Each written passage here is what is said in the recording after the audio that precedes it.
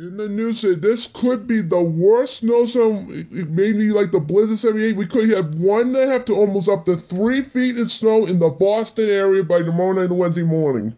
Heavy snow is going to start late tomorrow night into lunchtime tomorrow, and snow's going to linger into Wednesday morning. God, this is going to be a problem. It could be like the blizzard 78 again.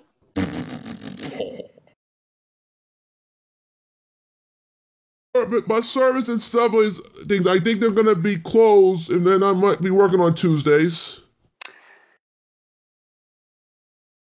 Be safe this storm and stay home.